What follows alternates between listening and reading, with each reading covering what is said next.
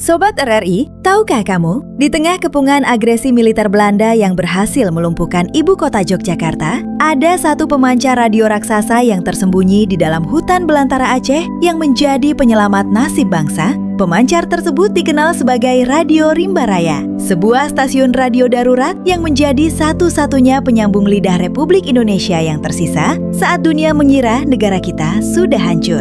Lalu, bagaimana radio ini bisa beroperasi di tengah hutan tanpa ketahuan oleh musuh? Dan siapa saja tokoh-tokoh hebat di balik layarnya? Yuk kita bahas di segmen RRI. Sekarang Anda tahu. Sobat RRI, untuk memahami betapa pentingnya peran Radio Rimba Raya, kita harus kembali ke masa-masa genting pada akhir tahun 1948. Saat itu, Belanda melancarkan agresi militer kedua dan berhasil menduduki ibu kota Yogyakarta, serta menawan para pemimpin bangsa termasuk Presiden Soekarno dan Wakil Presiden Muhammad Hatta. Setelah keberhasilan tersebut, Belanda segera menyebarkan propaganda internasional melalui berbagai media barat menyatakan bahwa Republik Indonesia sudah tidak ada lagi di peta dunia. Kondisi ini sangat berbahaya bagi posisi politik Indonesia di luar negeri. Namun pihak kolonial lupa bahwa ada satu wilayah di ujung barat Nusantara yang belum berhasil mereka sentuh dan kuasai sama sekali, yaitu wilayah daerah modal Aceh. Di sanalah operasi rahasia udara dimulai. Operasi penyelamatan muka Indonesia ini tidak akan pernah terjadi tanpa kerja keras para tokoh luar biasa. Semua bermula dari peran Kolonel Hussein Yusuf, Panglima Divisi 5 Gajah yang memimpin komando militer di Aceh. Dialah yang menginisiasi sekaligus mengawasi pengamanan alat pemancar radio berdaya besar seberat ratusan kilogram.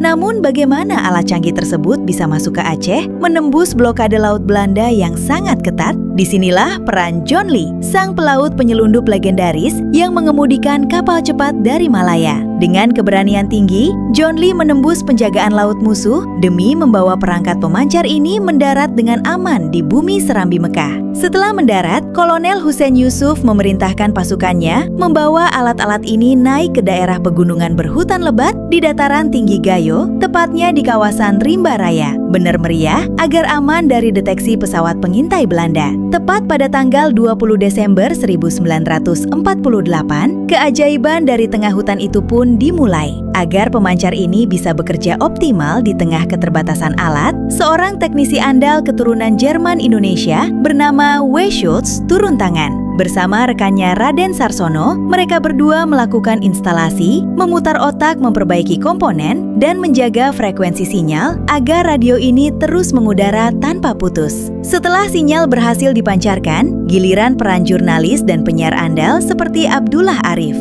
Dialah yang menyusun narasi, mengolah berita teks, dan menyiarkannya dengan lantang ke seluruh dunia. Melalui gelombang radio ini, suara tegas mereka berkumandang, mematahkan seluruh klaim palsu pihak Belanda, menyatakan Republik Indonesia masih ada, pemerintah darurat Republik Indonesia masih berdiri, dan tentara kita masih terus berjuang. Siaran internasional ini disebarkan dalam berbagai bahasa asing dan berhasil ditangkap jelas oleh stasiun penerima di Malaya, India, hingga sampai ke markas besar PBB di New York, Amerika Serikat. Informasi ini memaksa Belanda kembali ke meja perundingan. Nah, Sobat RRI, setelah puluhan tahun berlalu, bagaimana kondisi dan penggunaan Radio Rimba Raya di masa sekarang? Hari ini, tempat bersejarah di Benar Meriah tersebut telah dipugar dan dialihfungsikan menjadi Monumen Tugu Radio Rimba Raya. Kawasan ini sekarang digunakan sebagai situs edukasi sejarah, cagar budaya, sekaligus destinasi wisata sejarah yang menarik perhatian akademisi dan turis domestik. Perangkat pemancar asli yang dahulu dirawat oleh W. Schultz dan Raden Sarsono kini tersimpan rapi sebagai artefak berharga nasional yang dilindungi.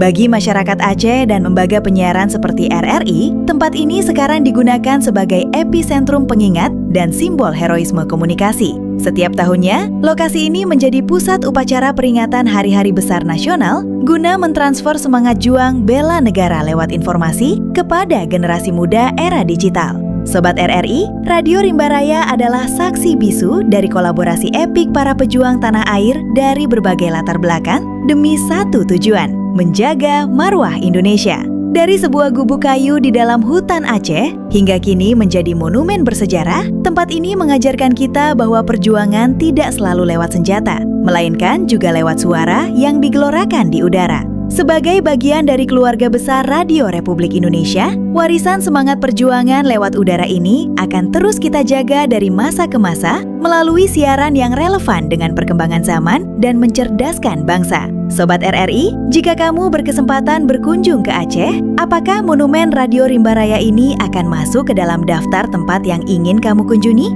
Sekarang Sobat RRI sudah tahu kan? RRI, sekarang Anda tahu, hanya di RRI Net Official. Radio Republik Indonesia, sekali di udara, tetap di udara.